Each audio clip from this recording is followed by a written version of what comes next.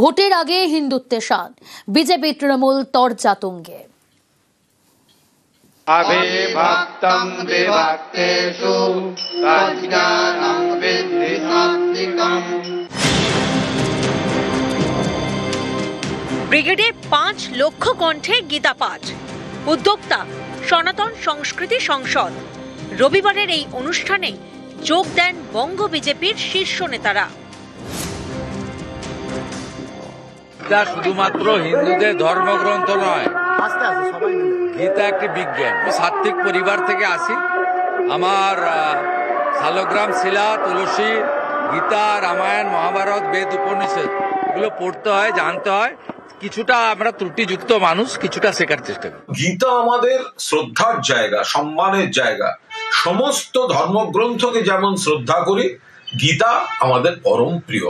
আমাদের বক্তব্য হচ্ছে গীতা নিয়ে নয়, গীতার অপব্যবহার, অর্থাৎ গীতার পলিটিক্যাল মার্কেটিং এর অপচেষ্টা।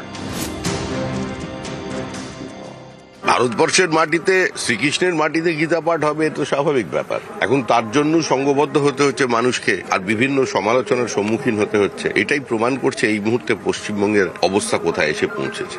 একদিকে হুঙ্কার চলেছে বাবরি মসজিদ হবে। এই সরকার ভারতীয় মুসলমানদের পক্ষে নয়, এই সরকার মৌলবাদের পক্ষে। যারা নামাজ পড়েন, যারা ভারতবর্ষের মাটিতে আছেন, তারাও হিন্দু।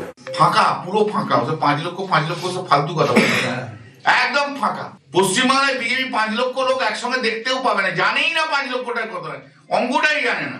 যে যা ইচ্ছে মতো বলে যাচ্ছে বলুক। পশ্চিমবাংলায় বিজেপির যে অপদার্থ লিডাররা রয়েছে, পশ্চিমবাংলায় বিজেপির যে অশিক্ষিত লিডাররা রয়েছে, এরা কোনোদিন পশ্চিমবাংলার মানুষের মনে এতটুকু জায়গা করতে পারে।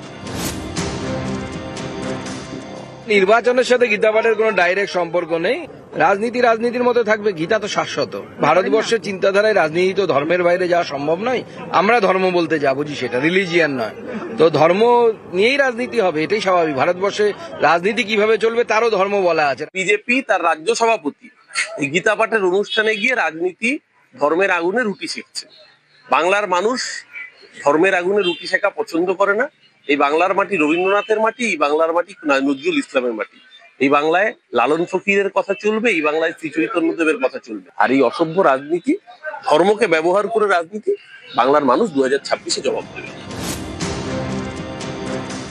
বাংলায় ধর্ম জাগরণ, হিন্দু জাগরণ হচ্ছে তার প্রমাণ। এটাই পশ্চিমবাংলাকে বাঁচাতে পারে। তাহলে আবার বাংলাদেশ পাকিস্তান হওয়ার সম্ভাবনা দেখা দিচ্ছে। সারা ভারতবর্ষে কোথাও বাবরি মসজিদ না, পশ্চিমবাংলায় হচ্ছে। সেখানে আজকে হিন্দুও চিন্তিত, ভীত। তারা একত্রিত হয়ে এখানে সংগঠিত হতে চাইছে। এর দ্বারা বাংলার সার্বিক পরিবর্তন হবে। যারা মানুষের কথায়, মানুষের মনোভাবে রাজনীতি করবার বলবার মতো যোগ্যতা হারিয়েছে, তারা এখন বাবরি মসজিদ, গীতা পাঠ এইসবগুলোকে রেখে ধর্মের সুরসুরি দিয়ে রাজনীতি করার পলিটিক্যাল প্রজেক্ট হিসেবে গীতা পাঠ, বাবরি মসজিদ এগুলোকে নিচ্ছে। খুব বিপজ্জনক, খুবই নিন্দনীয়। যে বা যারা এই ধর্ম বা গীতাকে পলিটিক্যাল মার্কেটিং এ ব্যবহার করছেন, আমাদের আপত্তিটা সেই ইভেন্ট নিয়ে। ভগবান রামে আপত্তি নেই, কিন্তু রুটি কাপড়া মাকান বাদ দিয়ে রাম মন্দির রাজনীতির আমরা এর বিরুদ্ধে। নিউজ 18 বাংলা। চাকরির টোপ দিয়ে গ্রেফতার বিজেপি নেতা।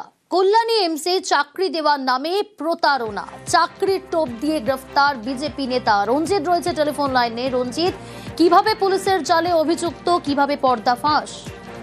দেখো, অভিযুক্তের নাম তনু খাস্তগি। তিনি ব্যারাকপুর সাংগঠনিক জেলার বিজেপির মহিলা মোর্চা সাধারণ সম্পাদিকা। কল্যাণী এমসে চাকরি দেওয়ার নাম করে 4 জনের কাছ থেকে প্রায় 3 লক্ষ টাকারও বেশি টাকা তিনি নিয়েছিলেন এবং 2 সপ্তাহের মধ্যে চাকরি দেওয়ার কথা হয়েছিল, কিন্তু তারপরে তিনি চাকরি দিতে পারেননি। যারা টাকা দিয়েছিলেন চাকরি প্রার্থী, তারা গতকাল সন্ধ্যায় তাকে এমসের সামনে থাকে এবং সেখানে তার সাথে কথা যখন বলে, সেই সময় তাদের বাক বিতণ্ডা শুরু হয় এবং তারপরেই তারা পুলিশের হাতে তুলে দেয় এবং কল্যাণী থানা গস্ত করে তারা লিখিত অভিযোগ জানায় যে তনু খাস্তগি চাকরি দেওয়ার নাম করে তাদের কাছ থেকে টাকা নিচ্ছে এবং তাদের সমস্ত প্রমাণাদি দেখায়। এরপরে পুলিশের জিজ্ঞাসাবাদের পরে তাকে গ্রেফতার করে তনু খাস্তগিকে এবং তিনি যা জানাচ্ছেন, তনু খাস্তগি কল্যাণীর বিধায়ক অম্বিকা রায় এবং নেত্রী ফাল্গুনী পাত্র তারাই তাকে ফাঁসিয়েছে। জানিয়ে কিন্তু রাজনৈতিক চর্চাও শুরু হয়েছে। তৃণমূলের পক্ষ থেকে কিন্তু কটাক্ষ করতে ছাড়েনি।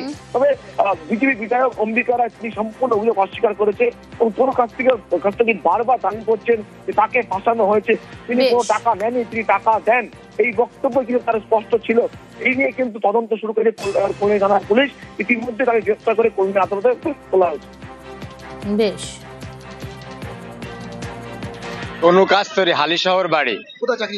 ওই এমসে চাকরি দেওয়ার নাম করে উনি আমাদের কাছ থেকে 4 বন্ধুর থেকে উনি টাকা তুলেছে। 3 লক্ষ প্লাস টাকা উনি নিয়ে গেছে 2 থেকে 1 সপ্তাহের মধ্যে চাকরি দেওয়ার নাম করে।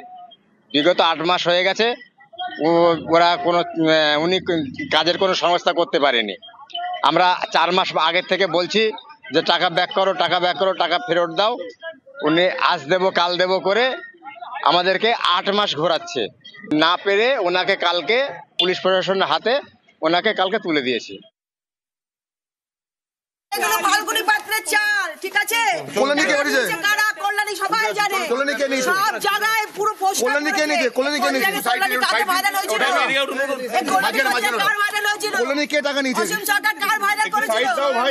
রাস্তায় পোস্টার পড়বে।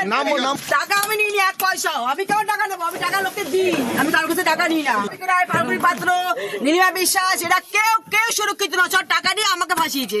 কারণ আমি কদিন আগে ওদের নামে মিডিয়ার মধ্যে বাইক দিচ্ছি, ও সব ডকুমেন্টস আমার কাছে আছে, ভালো ভালো ভিডিও আছে। ফাল্গুনি পাত্র, অম্বিকা রায়, এদের নোংরা ভিডিও আমার কাছে আছে। এই কলেজ সব কারা টাকা নিয়ে ইব্রাহিম লাখ টাকা দিয়েছে। ইব্রাহিম ভারতীয় জনতা পার্টি ভারতবর্ষটাকে বিক্রি করে দিচ্ছে, নরেন্দ্র মোদী দেশ বিক্রি করছে, আর এরা ওই চাকরি বিক্রি করে মানে হাত পাকাচ্ছে। রাজ্যের সবাই এই পার্টিটাকে একটা বন্দোবস্ত করে টাকা খাওয়ার জায়গা বলে পার্টির প্ল্যাটফর্মটাকে ব্যবহার করছে, এবং তারই প্রতিফলন এমসে হচ্ছে। এবং এমসে যত চাকরি দেওয়ার নাম করা হচ্ছে, বারবার কিন্তু অভিযোগটা কিন্তু বিজেপির দিকে তীরটা যাচ্ছে। বিজেপি একটা চোরের দল, এই চোরদের বিরুদ্ধেই আমাদের আন্দোলন। আমি ফাঁসিয়েছি, আমার সাথে তো কোনো দূরটা কোনো সম্পর্কই নেই। অল ডিটেল দেখে নিক। তাহলে সে যদি টাকা নেয়, তার এগেইনস্টে যদি অ্যালিগেশন আছে, তা আমি তাকে ফাঁসানোর কি? সে যদি কোনো অপরাধ করে, সেই অপরাধের সে জানে সে কার কাছ থেকে কে কি করেছে। আমি তো জানিও না কিছু। এখন কি ফেসে কি এখন মানে বাঁচার চেষ্টা করছে? আর সে যদি এই ধরনের কাজে লিপ্ত থাকে, নইল থেকে ফোন করছে। এদিকে শান্তিপুরে আক্রান্ত সিপিআইএম এর কর্মীরা। সিপিআইএম এর প্রচার গাড়ি ভাঙচুরের অভিযোগ, দুষ্কৃতীদের বিরুদ্ধে হামলার অভিযোগ। নদিয়ার শান্তিপুর থানায় লিখিত অভিযোগ দায়। আমরা যখন বাগদিপুরের মোড়ে এলাম, হঠাৎ দেখি 5টা টোটো গাড়ি চলে এলো। 2টো টোটো গাড়িতে ধাক্কা মারলো, ড্রাইভারকে ধরে বার করে নিল, গাড়ির চাবি কেড়ে নিল, গেটটা ভেঙে দিল। দেখলাম, আমি তখন ভেতরেই ছিলাম। আমি আমার ফোনও ধরেছিলাম, বলছে ফোন করছিস, কাকে ফোন করছিস, এই বলে আমার ফোনটা কেড়ে নিতে গেল। আমি ফোন ছাড়িনি। এই যে যারা টোটো চালক মদ্যপ অবস্থায় ছিল, মদ্যপ অবস্থায় ছিল প্রত্যেকেই। আমরা অনুমান করছি তারা বিরোধী দলের লোক।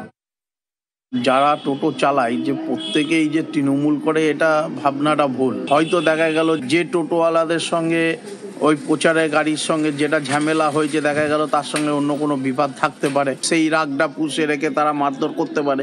এটার সঙ্গে রাজনৈতিক কোনো সম্পর্ক নেই, এবং যারা করেছে তাদেরকে আমি ধিক্কার জানাই। মদ্যপ অবস্থায় এমনি টোটো চালানো বারণ, এটা আমাদের ইউনিয়নগতভাবে বলা আছে। তারপরেও এরা এটা যেটা করেছে, কারণ এর সঙ্গে তৃণমূলের কোনো সংযোগ থাকতে পারে না।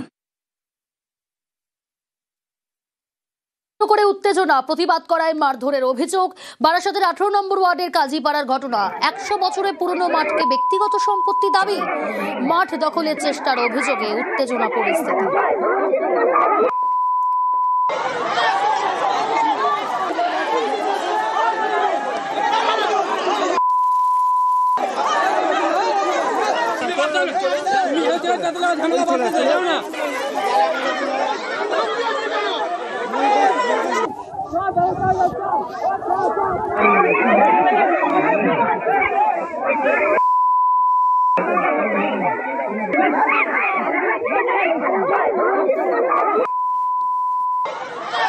ছেলেটা খেলা করছিল বলে তার কান ধরে তুলে দিয়েছে, বলছে এখানে খেলা হবে না। ওনার ডাকা একজনা এসে বুকে ঘুষি মারলো, বুকে ঘুষি মেরেছে, বুকে লেগেছে। রেস্তে জায়গা ওইটা দখল করবে বলে ওটা করছে, আমাদের বাচ্চাদের খেলতে দেবে না।